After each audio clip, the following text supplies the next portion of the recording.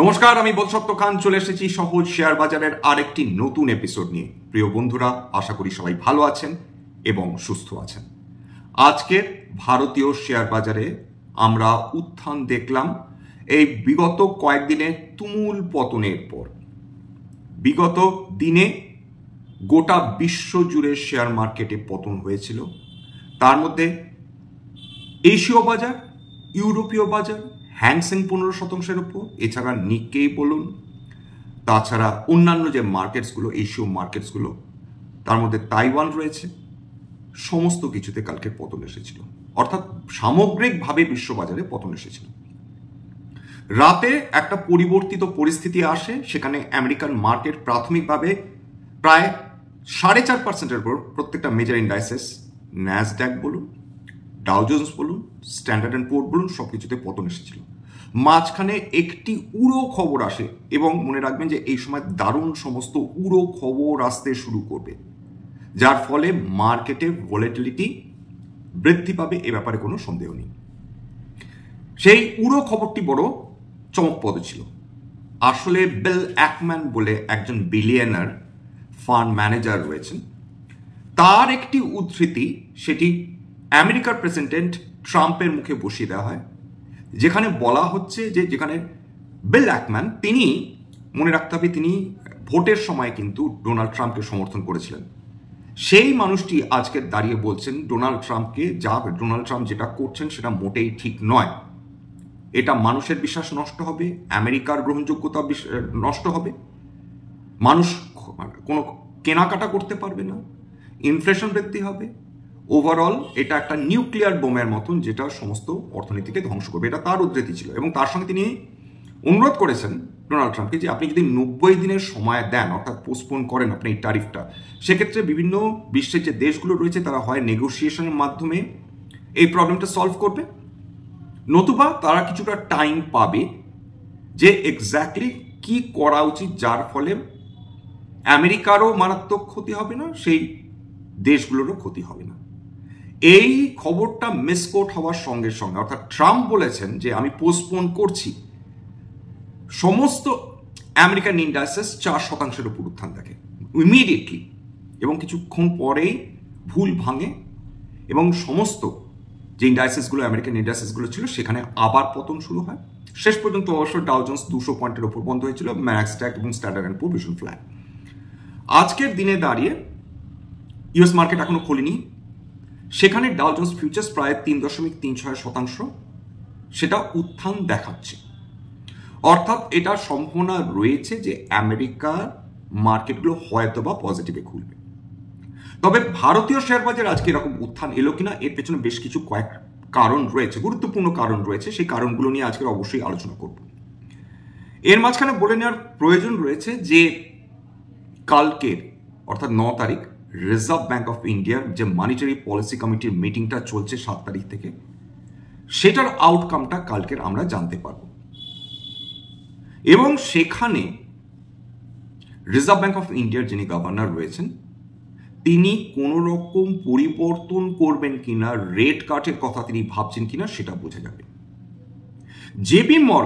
Goldman sax তারা জানিয়েছে যে তাদের মনে হচ্ছে যে রিজার্ভ ব্যাংক হয়তো বা রেট কাট করতে পারে, এবং অন্তত 25 বেসিস পয়েন্ট রেট কাট করতে পারে অন্তত এপ্রিল মাসে, এবং তাদের আশা যে বছর শেষ হতে হতে আরো 50 বেসিস পয়েন্ট কমিয়ে আনা সম্ভব। এটা তাদের বক্তব্য। সেটা হবে কি হবে না সেটা নিয়ে আমরা আদৌ আপাতত আলোচনা করব না, কিন্তু এই যে একটা সম্ভাবনা রয়েছে বা তৈরি হয়েছে, এর ফলে আজকে খেয়াল করে দেখুন যে বিভিন্ন রিয়েল এস্টেট কোম্পানিজ, সেইগুলোতে আজকের উত্থান এসেছে। অটো সেক্টরেও আজকের কিছুটা উত্থান এসেছে। ব্যাংকিং সেক্টর একটা টার্মোইলের মধ্যে দিয়ে গেছে, একটা ভোলেটিলিটির মধ্যে দিয়ে ডেফিনেটলি গেছে, কিন্তু ব্যাংকিং সেক্টরের মধ্যে কয়েকটা ব্যাংক, কয়েকটা মাইক্রো ফিন্যান্স কোম্পানিজ, কয়েকটা নন ব্যাংকিং ফিনান্সিয়াল কোম্পানি, সেখানে কিন্তু আমরা বিনিয়োগকারীদের একটা কেনাকাটার উৎসাহ দেখতে পেয়েছি। রেট সেন্সিটিভ সেক্টরসগুলো আজকের কোনো না কোনো কারণে কিন্তু একটা কারণ নিজেদের মতন করে তারা কারণ খুঁজে পেয়েছিল, যার ফলে এই বিভিন্ন সেক্টরগুলোতে আমরা দেখেছি একটা উত্থান এসেছে। যে স্টকসগুলো আজকে 52x হাই, খুব কম স্টকসে 52x হাই গেছে, তার মধ্যে রয়েছে ইন্টারগ্লোব এভিয়েশন, স্বাভাবিকভাবে, কারণ এটা এয়ারলাইন স্টক, যেভাবে ক্রুড অয়েলের দাম কমেছে এখান থেকে তারা বেনিফিট পেতে পারে এরকম একটা আশা ডেফিনেটলি ছিল। তার ফলে এখানে আজকে আমরা 52 সপ্তাহে উচ্চতা দেখেছি। এছাড়া NSCL industries, pesticide company, Indus tata finance, এটাও 52 সপ্তাহের উচ্চতা। আরো কয়েকটা ছিল, সেগুলো উল্লেখ করার মতন না। এইবার আজকের যে স্টকসগুলোতে, অধিকাংশ স্টকসগুলোতে আজকে আমরা মোরাললেস র্যালি দেখেছি, অর্থাৎ আমাদের চেনা জানা। তবে কিছু স্টকসে পতন এসেছে। শঙ্করা বিল্ডিং প্রোডাক্টস 4.5% কাছাকাছি পতন। 361 ওয়াম, এটা ফিনান্স সেক্টরে, সেখানে 4.38% পতন। IGL 4% উপর পতন। সারদা এনার্জি 3.7%, এটা স্টিল, পঞ্জ, আয়রন নিয়ে কাজ করে। Tourism finance 3.21%। Vodafone Idea 2.58%। Websol Energy বেশ কয়েকদিন ধরে আপার সার্কিট খাচ্ছিল, আজকে এখানে 2% কাছাকাছি পতন হয়েছে। এছাড়া ডেলিভারি, সেখানে এটা একটা লজিস্টিক্স একটা কোম্পানি, সেখানে 7%-এর উপর পতন। এইবার চলে আসি হচ্ছে যে আজকে যে বিভিন্ন এশীয় মার্কেটসগুলো রয়েছে তার কিরকম অবস্থা। অদ্ভুতভাবে এটা দারুণ মিশ্র ছিল। যে নিক্কেই কালকে দারুণ পতন দেখেছিল, আজকে সেটা 5.5%-এর উপর উত্থান দেখেছে, 5.68%। এছাড়া যেগুলোতে বড় পতন এসেছে তার মধ্যে রয়েছে তাইওয়ান 4.18% পতন, সেট কম্পোজিট 4.71% পতন, জাকার্তা আজকে খুলেছে বহুদিন বন্ধ থাকার পর, সেখানে 8.5%-এর কাছে পতন।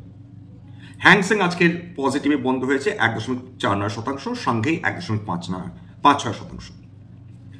এইবার চলে আসি তাহলে হচ্ছে যে ইউরোপীয় মার্কেটসগুলো কিরকম অবস্থায় ট্রেড করছিল, এগুলো পজিটিভে ট্রেড করছিল। ফুটসি লাস্ট যখন ডেটা পেলাম আমরা 2.12% উত্থান নিয়ে কাজ করছিল, ক্যাপ 1.54%, ড্যাক 1.72%। জ্বালানি তেলের কি অবস্থা? জ্বালানি তেল যেভাবে পতন দেখেছে তারপর একটা খুব দ্রুত যে উত্থান দেখবে এমন আপাতত সম্ভাবনা কম, যতদিন অনিশ্চয়তা রয়েছে বিশ্ববাজার। WTI ক্রুড $7.94 প্রতি ব্যারেল ট্রেড করছে, ব্রেন্ট ক্রুড $64.45 প্রতি ব্যারেল ট্রেড করছে, মার্বান ক্রুড $65.45 প্রতি ব্যারেল ট্রেড করছে, WTI মিডল্যান্ড $62.5। এবার চলে আসি আমাদের নিজস্ব সেক্টরগুলোতে আজকে কিরকম অবস্থা। নিফটি আজকের 1.69% উত্থান, 374 পয়েন্ট উত্থান দেখেছে। বিএসসি সেন্সেক্স 1.49% উত্থান, 1000 পয়েন্টের উপর উত্থান দেখেছে। এছাড়া নিফটি ব্যাংকে 1.3%-এর উপর উত্থান, নিফটি আইটি 1.76% উত্থান, বিএসসি স্মল ক্যাপ 2.18% উত্থান, বিএসসি মিড ক্যাপ 1.87% উত্থান, বিএসসি ক্যাপিটাল গুডস 2.14% উত্থান, বিএসসি কনজিউমার ডিউরেবলস 2.38% উত্থান, ফাস্ট মুভিং কনজিউমার গুডস 2%-এর উপর উত্থান। এছাড়া হেলথ কেয়ার প্রায় 2%, বিএসসি মেটালস 1.22%-এর কাছে আমরা উত্থান দেখেছি। আজকের যে স্টকসগুলোতে সর্বাধিক যেটাকে বলা যেতে পারে যে উত্থান এসেছে, বিশেষ করে ফিউচার্স অ্যান্ড অপশনসের যদি আমরা এটাকে দেখি, ফিউচার্স অ্যান্ড অপশনসের অন্তর্গত বিএসসি লিমিটেড 6.86%, হাডকো বা হুডকো যেভাবে প্রনাউন্স করুন না কেন 6.22%, এফবি ফিনটেক পিবি ফিনটেক 5.97% উত্থান, আইআরবি ইনফ্রা সেটা 5.86% উত্থান, চোলা ইনভেস্টমেন্ট, জিও ফিনান্সিয়াল এরা 5%-এর উপর উত্থান। এছাড়া Biocon, Hindustan petroleum, Berger paints, স্বাভাবিকভাবে পেন্টস কোম্পানিগুলো উঠছে, তেলের দাম কমলে এদের স্টকগুলো অ্যাপ্রিসিয়েটেড হয়ে থাকে usually. NBCC India, KPIT Technologies, Shriram Finance, Angel One, BPCL, PNB Housing Finance এরা প্রত্যেকেই 4-5%-এর মধ্যে উত্থান দেখেছে। এছাড়া ইউএস ডলার ইন্ডেক্স যদি দেখেন, যে ইউএস ডলার ইন্ডেক্স 103-এর আশেপাশে ট্রেড করছিল, মানে মারাত্মক কোনো উত্থানও দেখেনি, মারাত্মক কোনো পতনও দেখেনি। এবার চলে আসি হচ্ছে যে ঠিক কি কি কারণে আজকের মার্কেট উত্থান দেখলো। 1 নম্বর, কালকের ইউএস মার্কেটে একটা রিকভারি এসেছে, সেটা ভুল খবরের জন্যই হোক বা যার জন্যই হোক না কেন, মানুষ বিনিয়োগকারীর অপরচুনিটি দেখেছেন, সেখানে একটা রিকভারি এসেছে। আজকের সকালে নিক্কেই পজিটিভে ট্রেড করছিল, সাংহাই পজিটিভে ট্রেড করছিল, সেখানে আমরা একটা উত্থান দেখেছি। হ্যাংসেং এ হালকা মানে প্রায় 1.5%-এর কাছাকাছি শেষ পর্যন্ত বন্ধ হয়েছে, সেখানেও আমরা একটা উত্থান দেখেছিলাম। অর্থাৎ গ্লোবাল যে সাইন্সগুলো ছিল রিকভারি, সেটা আমরা আজকের মার্কেটগুলোতে দেখতে পেয়েছি। তার ফলে ভারতবর্ষ তার ব্যতিক্রম হয়নি, বিশ্বজুড়ে যা ট্রেন্ড ছিল ভারতবর্ষ সেটাও ফলো করেছে। এছাড়া রিজার্ভ ব্যাংক অফ ইন্ডিয়ার মনিটারি পলিসি কমিটির মিটিংয়ের যে ফলাফল সেটার ওপর মার্কেটে একটা ডিরেকশন অন্যতম একটা কারণ হলেও হতে পারে, হবে এমন কোনো কারণই হলেও হতে পারে। যদি তারা রেট কাট করেন, যদি, সেক্ষেত্রে তো ডেফিনেটলি মার্কেট কিছুটা হলেও তারা ডিসকাউন্ট করবেন ওভারঅল গ্লোবাল যে ম্যাক্রো ইকোনমিক প্রবলেমসগুলো চলছে সেটা। ডাউ জোন্স ফিউচার্স পজিটিভে ছিল, সেটা আরেকটা কারণ ডেফিনেটলি। এছাড়া ভোলাটিলিটি ইন্ডেক্স আজকে 10%, 11.5% কমেছে। সেই ভোলাটিলিটি মানে এটা ফিয়ার গেজ করে মানে বাজারে কতটা ভীতি রয়েছে সেটা কমা 11%-এর উপর। তার মানে কিছুটা ধাতস্থ হয়েছেন বিনিয়োগকারীরা, যেটা গতকাল প্রায় 7%-এর উপর উত্থান দেখেছিল। এছাড়া আরেকটা কারণ পসিবল হতে পারে যে ইউএস এবং চায়না যে পরস্পরকে হুমকি দিয়ে চলেছে সেটা শেষ পর্যন্ত তারা হয়তো বা নাও ইমপ্লিমেন্ট করতে পারে। কারণ এই লেভেলের যদি তারা পরস্পরের উপর ট্যারিফ বসায়, ট্রাম্প হুমকি দিয়ে বলেছেন যদি চায়না 34% ট্যারিফ বসায় আমি আরো 50% বৃদ্ধি করব। মানে এটার তো কোনো মানে নেই এই ধরনের যেটা এই যে রেটরিকগুলো। সোজা কথা বলতে গেলে চীন এবং আমেরিকাকে বৈঠকে বসতেই হবে। এই ধরনের আনরিয়েল, এই ধরনের ছায়াযুদ্ধ দিয়ে এই দুটো দেশের তো কোনো উপকার হবেই না, বিশ্ব অর্থনীতির রসাতলে যাবে। সুতরাং তাদেরকে কোনো না কোনোভাবে তাদের নেগোশিয়েট করতেই হবে, আজ না হলে কাল, না হলে পরশু। এছাড়া আরেকটা খুব গুরুত্বপূর্ণ যে ব্যাপার রয়েছে যে আজকের নিফটি একটা বলা যেতে পারে একটা রিলিফ র্যালি দেখেছে। হয়তো যারা শর্ট করেছিলেন তারা কিছুটা শর্ট কভার করেছেন, বিনিয়োগকারীরা অপরচুনিটি দেখেছেন। আপনারা জানেন যে নিফটি অলরেডি তার সর্বকালীন উচ্চতা থেকে প্রায় 14.5%-এর উপর কারেকশন দেখেছে। মিড ক্যাপ প্রায় 18%-এর কাছাকাছি, স্মল ক্যাপ প্রায় 22%-এর কাছাকাছি। এর মধ্যে বেশ কিছু স্টকস এই কদিনের পতনের ফলে আরো বেশ কিছুটা নেমেছে। অর্থাৎ যেগুলো বেশ চড়া দামে, চড়া ভ্যালুয়েশনে ট্রেড করছিল, সেগুলো ভ্যালুয়েশনটা কিছুটা হলেও সেটা মোরালেস কমেছে। তার ফলে বিনিয়োগকারীরা তারা আগ্রহী হয়েছেন, বেশ কিছু কেনাকাটা হয়েছে। এইবার যে ভারতবর্ষের যদি অর্থনীতি দেখেন, দেখুন ভারতবর্ষ ওভারঅল আমদানি করে থাকে, রপ্তানি কম করে, অর্থাৎ আমরা কিন্তু কারেন্ট অ্যাকাউন্ট ডেফিসিট দেশ। ভিয়েতনামের মতন দেশ, সিঙ্গাপুরের মতন দেশ যারা প্রায় পুরোটাই ডিপেন্ডেন্ট ট্রেডের উপর, এক্সপোর্টের উপর, তাদের ক্ষেত্রে বিপদটা মারাত্মক। ঠিক যে কারণে ভিয়েতনাম আমেরিকান পণ্যগুলোর ওপর জাস্ট শুল্ক তুলে দিয়েছে। অর্থাৎ তারা জানে যে আমেরিকার সঙ্গে যদি তারা শুল্ক না কমায় বা শুল্ক যদি তারা গোঁ ধরে বসে থাকে, তাদের ব্যবসা বাণিজ্য অর্থনীতি চৌপট হয়ে যাবে। সেক্ষেত্রে ভিয়েতনাম, সিঙ্গাপুর তারা যারা এক্সপোর্ট করে, যারা নেট এক্সপোর্ট করে, যারা কারেন্ট অ্যাকাউন্ট সারপ্লাস দেশ, বিশেষ করে তাদের ক্ষেত্রে ক্ষতিটা বেশি হবে, বিশেষ করে আমেরিকার সঙ্গে যে সম্পর্কটা রয়েছে সেই দিক থেকে। ভারতের ক্ষেত্রে ভারতের লার্জেস্ট ট্রেডিং পার্টনার অবশ্যই আমেরিকা, কিন্তু ভারতবর্ষ যদি তার ইন্টারনাল কনজাম্পশন বৃদ্ধি করতে পারে, অলরেডি সরকারের তোড়জোড় শুরু হয়ে গেছে যে কোম্পানিগুলো সম্ভাব্য ক্ষতির মুখ দেখতে পারে তাদেরকে কিভাবে রিলিফ দেওয়া সম্ভব। যদি এই কোম্পানিগুলোকে সরকার রিলিফ দেন, যেটা সম্ভাবনায় বেশি, নানাভাবে রিলিফ দেওয়া যায়, কম্পেনসেট করা যায়, সেটা যদি সরকার করে, সেক্ষেত্রে আবার কোম্পানিগুলোর প্রতি একটা বিনিয়োগকারীদের আস্থা ফিরে আসতে পারে। যদি ট্রেড নেগোসিয়েশনসের মাধ্যমে, বায়োলেটারাল ট্রেড এগ্রিমেন্টের মাধ্যমে যদি আমরা দেখতে পারি যে আমেরিকার ট্যারিফ কমাচ্ছে বা আমরা কিছুটা ট্যারিফ কমাচ্ছি, সেক্ষেত্রেও একটা পজিটিভ এফেক্ট আসতে পারে, বিশেষ করে এক্সপোর্টমুখী যে সেক্টরগুলো রয়েছে সেখানে। এছাড়া আমাদের অর্থনীতি মোরালেস স্টেবল, আমাদের ম্যাক্রো স্টেবল, আমাদের জিডিপি মোরালেস অ্যারাউন্ড 6% গ্রো করছে, ইনফ্লেশন কম, সিপিআই ইনফ্লেশন 3.7%-এর আশেপাশে। সুতরাং অবস্থা কন্ডিউসিভ আমাদের জন্য। এই যে এপ্রিল মাস শুরু হলো, এইখান থেকে এখন বিনিয়োগকারীরা বা যারা বিনিয়োগকারী বলা ভুল, কনজিউমার্স যারা, তারা একটু বেশি খরচ করতে চাইবেন বা একটু বেশি খরচ করতে পারবেন।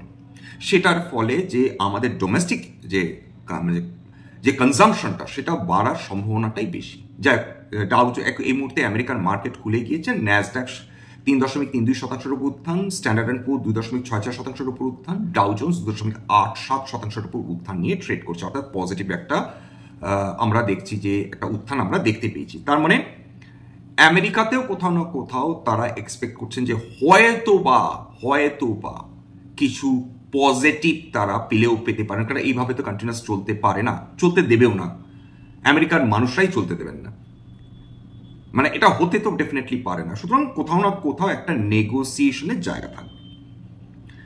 এছাড়া ইউএস বন্ড ইল্ড আপনারা খেয়াল করে দেখেছেন যে 10 ইয়ার বন্ড ইল্ড যদি দেখেন সেটা কমে এসেছে, সেটা মিড ফেব্রুয়ারিতে ছিল প্রায় 4.5% কাছাকাছি, সেটা কমে এসেছে 4.14% কাছে 10 ইয়ার যেটা ট্রেজারি। এছাড়া যদি বলেন যে ডলার ইন্ডেক্স তো অলরেডি আলোচনা করলাম যে এর ফলে এমার্জিং মার্কেটসগুলো সেটা বেনিফিটেড হওয়ার সম্ভাবনা রয়েছে। ডলার ইন্ডেক্স যত দুর্বল হবে তত এমার্জিং মার্কেটসদের পক্ষে সুবিধা। অয়েল মার্কেটে ডেফিনেটলি আপনারা দেখেছেন তেলের দাম অবশ্যই সিগনিফিক্যান্টলি কমেছে, সেটা আমাদের জন্য একটা পজিটিভ হিসাবে অবশ্যই কাজ করছে, এটুকুনি বলা যেতে পারে। তবে যেহেতু মার্কেট মানে আমেরিকান মার্কেট আজকে পজিটিভ একটা ওপেনিং দিল এবং সেটা যদি সাস্টেন করতে পারে সেটার কিন্তু যেটা একটা এফেক্ট থাকে, একটা পজিটিভ এফেক্ট থাকে, ভাইব থাকে, যাই বলুন না কেন, সেটা যদি সেটা যদি ছড়ায় বিশ্ব মানে বিভিন্ন মার্কেটসের উপর, সেটা আমাদের পক্ষেও ভালো হবে। কালকের যদি আমেরিকান মার্কেট ভালো থাকে, কালকে যদি আরবিআই পলিসি মিটিংয়ের যদি ফলাফল একটা আশাব্যঞ্জক হয়ে থাকে, অর্থাৎ যদি রেট কাটের পসিবিলিটি একটা তৈরি হয়, সেক্ষেত্রেও মার্কেট একটা পজিটিভ একটা এক্সপেকটেশন নিয়ে চলতে পারে। এছাড়া ইনভেস্টার যে রিস্ক অ্যাভার্জের সেন্টিমেন্টটা ছিল, যারা বসে আছেন বা যারা বড় বড় ইনভেস্টার্স চুপচাপ বসে ছিলেন, যারা ফেয়ার ভ্যালুর জন্য অপেক্ষা করছিলেন, তারাও এই ক্ষেত্রে তারা এই বোটম ফিশিং এর একটা চেষ্টা করলেও করতে পারেন। যাই হোক, এখানেই শেষ করছি, সবাই ভালো থাকবেন। স্ট্যান্ডার্ড ডিসক্লোজার যে কোম্পানিগুলো আলোচনা করলাম, হতে পারে সেই কোম্পানিগুলোর মধ্যে কয়েকটাতে আমার বা আমার পরিবারের বিনিয়োগ থাকলেও থাকতে পারে। যদি ভবিষ্যতে নতুন করে কিনি বা বিনিয়োগ করি তাহলে কিন্তু আগাম বিজ্ঞপ্তি দিয়ে কিনতে বা বিক্রি করতে পারবো না। স্ট্যান্ডার্ড ডিসক্লেমার, এটা কেবলমাত্র একটা এডুকেশনাল চ্যানেল, এখানে কোনো ধরনের কোনো শেয়ারের buy sell, recommendation, suggestion, advice এমনকি ইনফ্লুয়েন্স করা হয় না। এখানে বাঙালি ভাই বোনদের মার্কেট সম্বন্ধে তারা যাতে বুঝতে পারেন সেটাই কিন্তু উদ্দেশ্য। এখানে শেয়ার কি, শেয়ারের দাম কেন উঠছে, কেন নামছে, বিভিন্ন ম্যাক্রো ইকোনমিক ফ্যাক্টরস ভারতীয় শেয়ার বাজারকে কিভাবে প্রভাবিত করে, কোয়ার্টারলি রেজাল্টস বিভিন্ন কোম্পানি, তার ফান্ডামেন্টাল কোয়ালিটিস নিয়েই কিন্তু আলোচনা। আমি যে কোম্পানিজগুলো নিয়ে আলোচনা করি বা করছি সেটা কেবলমাত্র for illustration purpose or as examples. আমার কথা শুনে যদি কোনো ধরনের শেয়ারে বাই সেল ডিসিশন নেন সেক্ষেত্রে আপনারা ক্ষতির মুখোমুখি হতে পারেন। সুতরাং সবসময় একজন সেবি রেজিস্টার্ড ইনভেস্টমেন্ট অ্যাডভাইজারের পরামর্শ নেওয়ার চেষ্টা করবেন, সেক্ষেত্রে আপনারা উপকৃত হলেও হতে পারে বা নিজের ডিউ ডিলিজেন্স করবেন। সবার শেষে যেটা বলে থাকি, যদি এই ধরনের এপিসোডস আপনাদের ভালো লাগে প্লিজ একটা লাইক দেবেন, প্লিজ সাবস্ক্রাইব করবেন। বহু মানুষ দেখেন কিন্তু সাবস্ক্রাইব না করে চলে যান। আপনাদের এখন তো ভাবে অনুরোধ করবো যে আমাকে এনকারেজ করার জন্য প্লিজ সাবস্ক্রাইব করুন, এবং যদি সম্ভব হয়, যদি সত্যি মনে হয় আমাদের বাঙালি জাতির উন্নতি হবে এর ফলে কিছুটা হলেও, প্লিজ নিজের গ্রুপে শেয়ার করে দেবেন। আজকের জন্য নমস্কার, শুভরাত্রি।